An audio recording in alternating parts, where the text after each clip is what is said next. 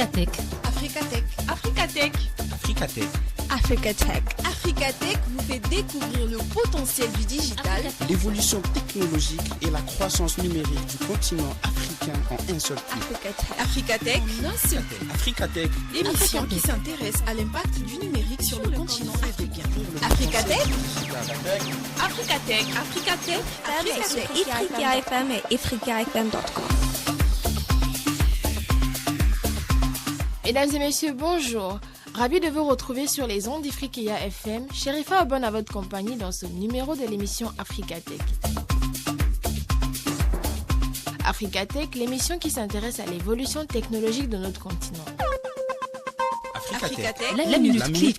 Clique sur l'Afrique. Les actualités Les actualités phares de la semaine. Africatech.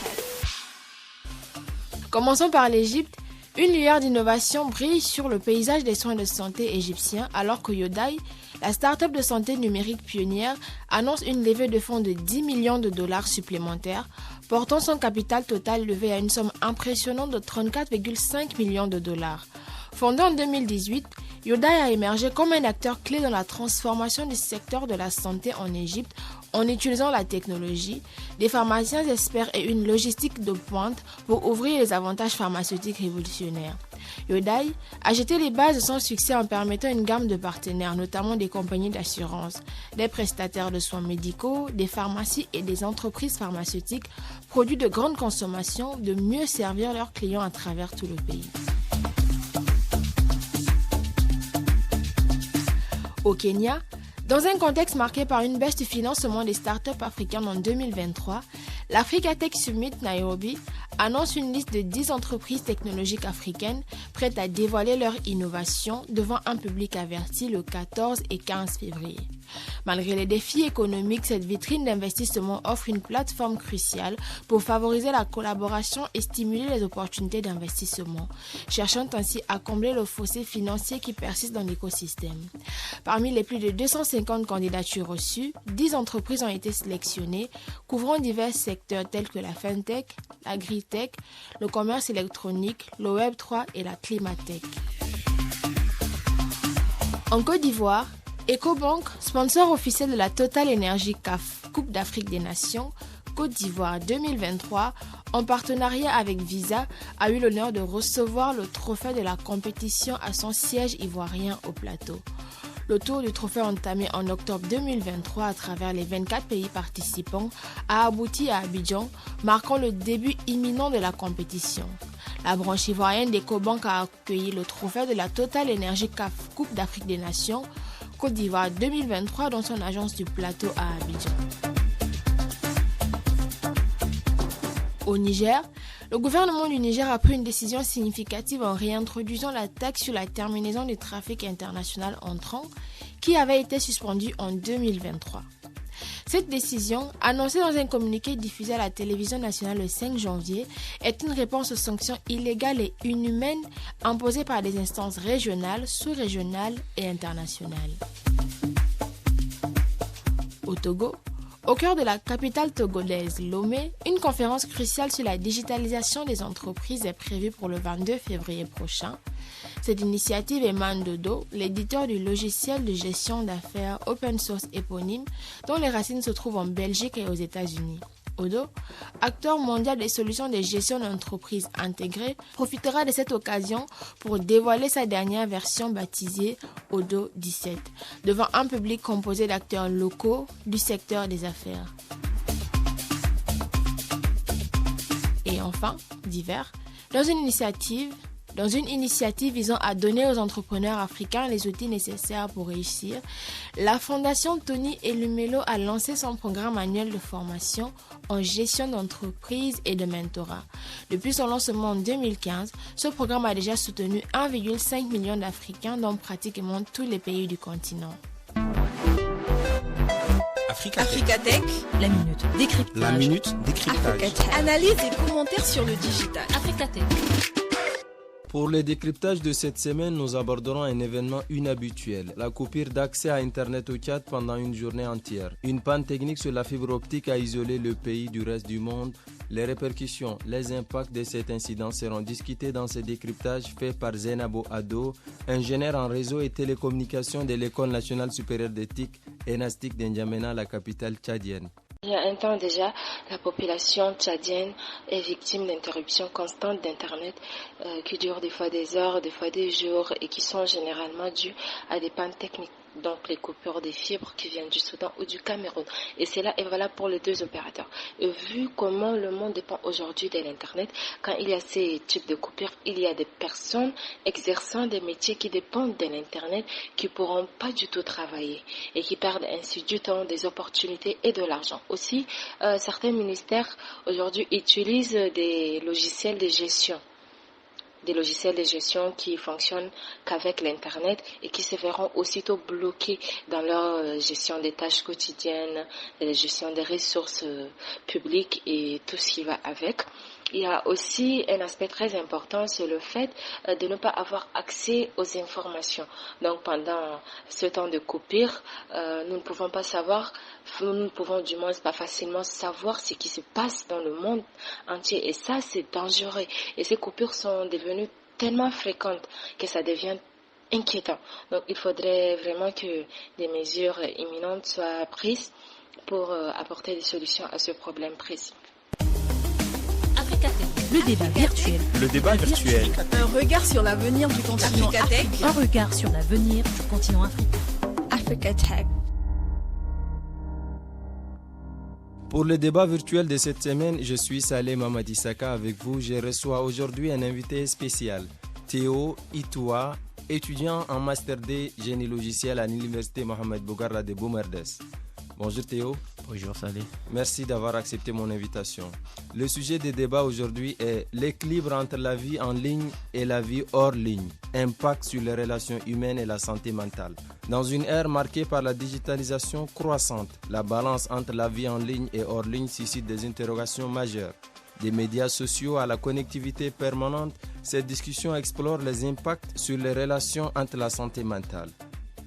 Maintenant, comment maintenir un équilibre sain dans cette dualité? C'est l'essence de notre débat. Je commence avec vous pour une première question. Comment la prédominance de la vie en ligne affecte-t-elle les interactions sociales et les relations humaines? Avec l'arrivée des réseaux sociaux, on constate une prédominance de la vie en ligne sur les interactions sociales et les relations interhumaines. Ces gens ne se sentent plus concernés sur le présence. Ils se logent beaucoup plus sur tout ce qui est virtuel.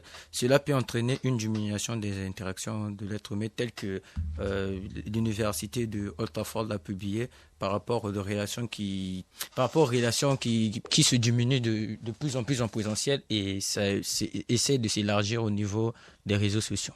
Donc justement, la vie en ligne domine sur la vie sociale, les interactions sociales. Et en plus, comme vous venez de dire, la connectivité a aussi des impacts significatifs et nous allons aborder peut-être plus en détail. Une deuxième question, quels sont les impacts de l'utilisation abusive des médias sociaux sur la santé mentale surtout? L'utilisation abusive des réseaux sociaux sur la santé mentale peuvent entraîner des dépressions, des anxiétés, des mauvaises estimes de soi, des complexes vis-à-vis à ce qui traîne au niveau des réseaux sociaux.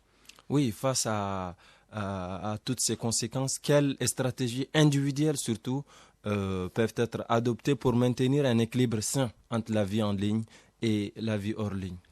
Pour maintenir un équilibre sain entre la vie en ligne et la vie hors ligne, il faut d'abord au tout début, il faut d'abord fixer des limites entre les horaires et les contenus qu'on doit consulter au niveau des réseaux sociaux.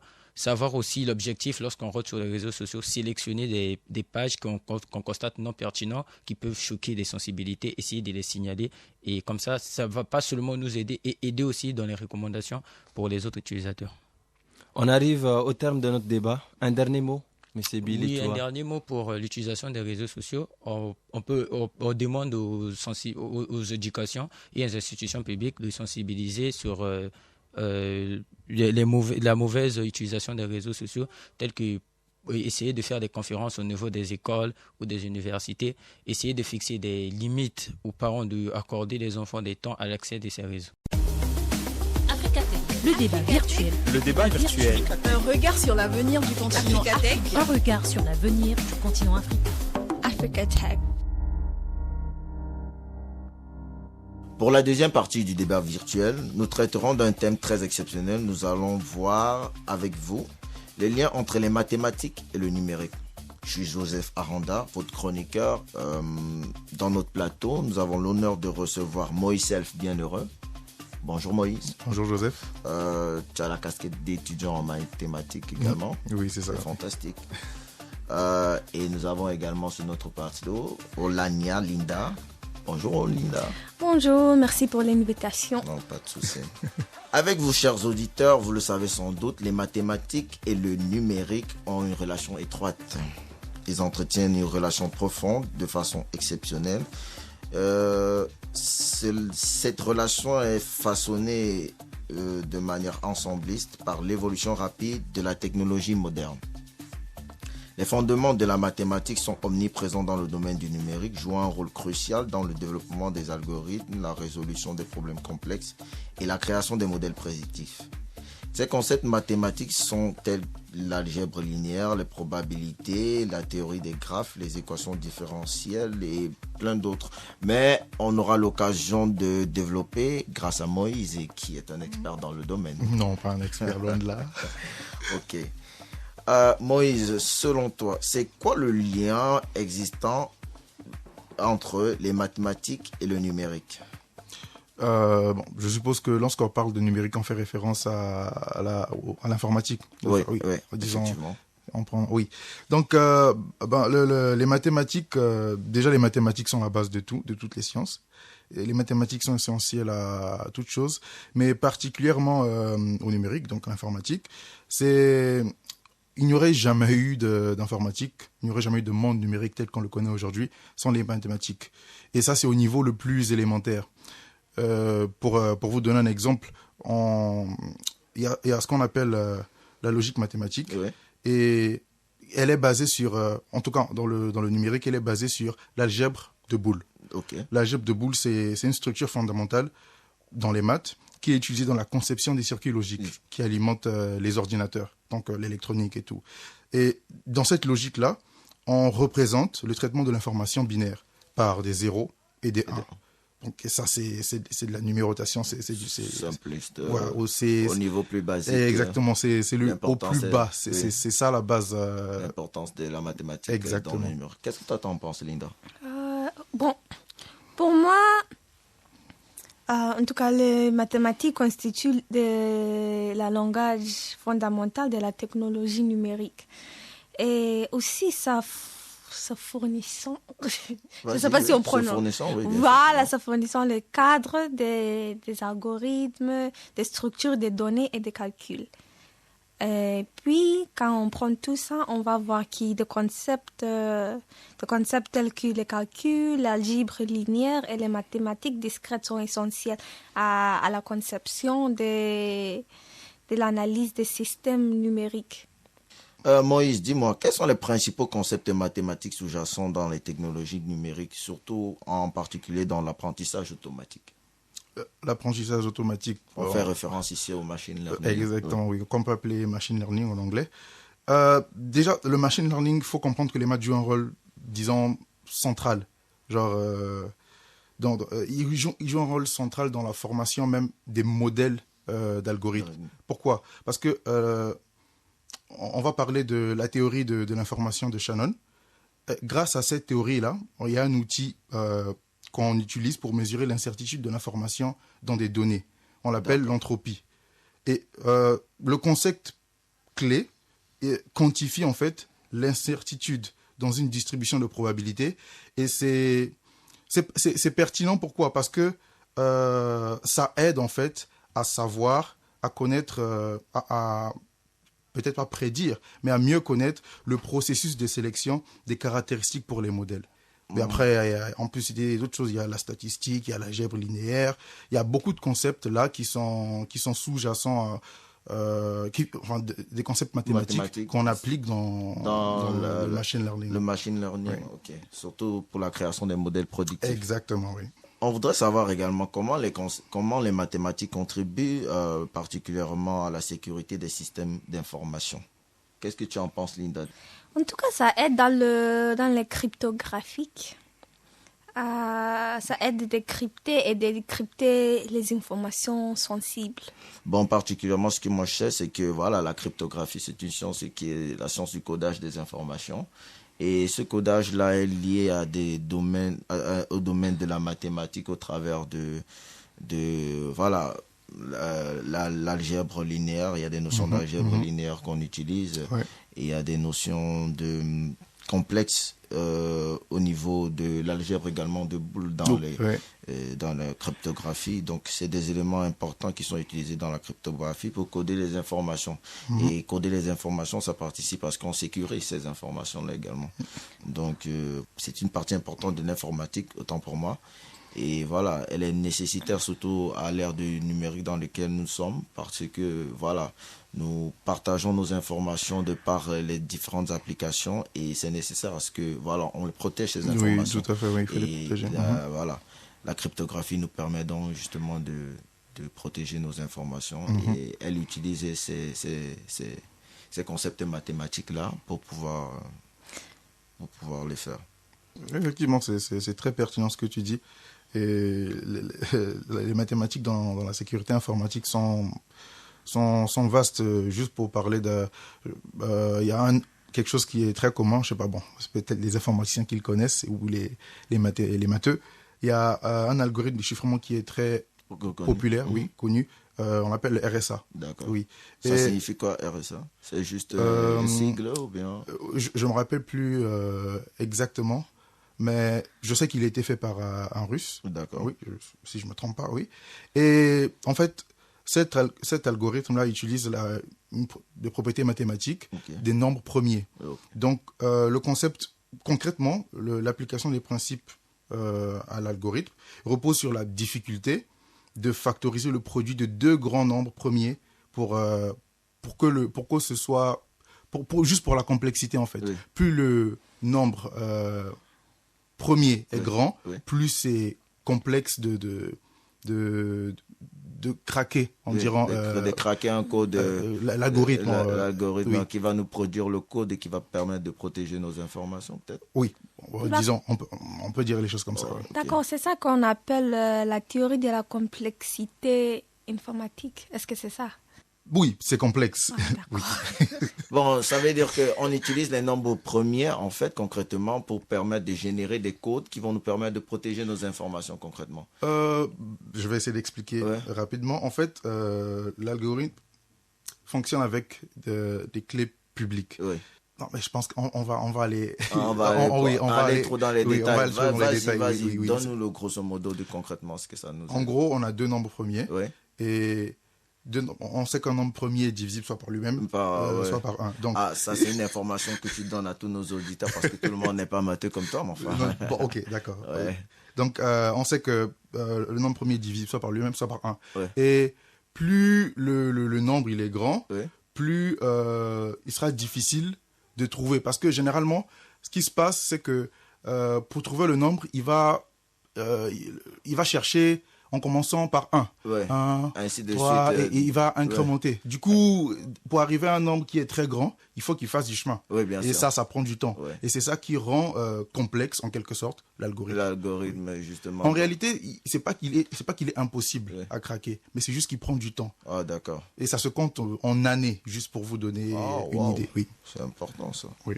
Dites-moi, quels sont les défis auxquels les mathématiques actuelles dans le développement technologique sont confrontées? On peut parler de la compréhension théorique des réseaux de neurones profonds.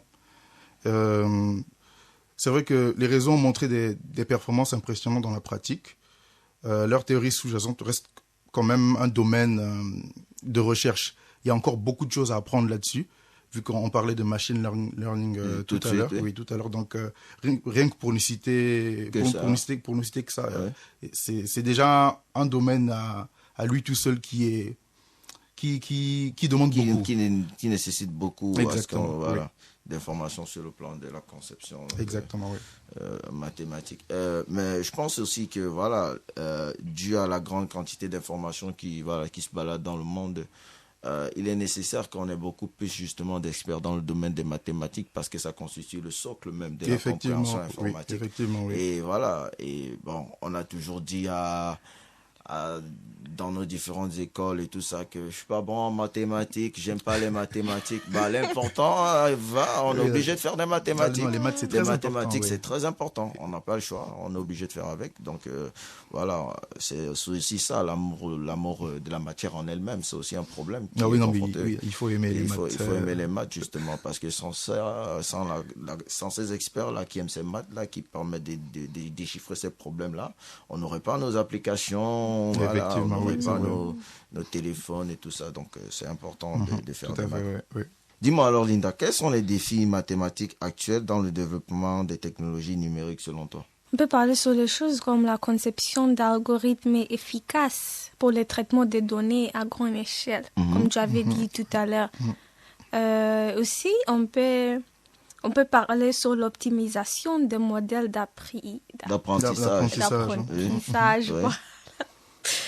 Et surtout quand on parle sur les choses qui incluent la vitesse. La vitesse qu'on doit... La vitesse d'exécution qu'on doit améliorer. La vitesse d'exécution pour améliorer les modèles prédictifs qui vont nous permettre de pouvoir mieux analyser l'information qui nous est donnée et pouvoir prédire concrètement ce qu'on pourrait faire par rapport aux données qu'on a. Tu vois, c'est à ça que participe le machine learning et toutes ces sciences autour de la donnée. Tu vois, et justement, on a besoin d'avoir de nouveaux algorithmes qui sont plus rapides. Et pour pouvoir avoir de nouveaux algorithmes qui sont plus rapides, on a besoin de les construire. Et on a besoin de construire ça à partir des concepts mathématiques, comme on a cité précédemment, comme l'algèbre de Boole, comme l'algèbre linéaire. Parce que les modèles, plus on va dans le futur, plus on va vite. Et plus on va vite, plus on a besoin d'avoir des algorithmes qui sont en mesure de pouvoir analyser l'information plus rapidement parce qu'il y a beaucoup plus de données.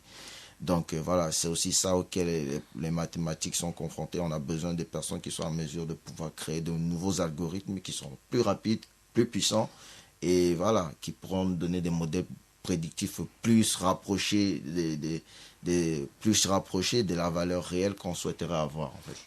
Mais vous n'avez pas parlé sur quelque chose, je ne sais pas si vous avez oublié ça, mais il faut qu'on parle aussi sur le développement des protocoles cryptographiques sécurisés et efficaces pour la confidentialité des données. Parce que, imagine si on a beaucoup d'informations et puis ce n'est pas tellement sécurisé.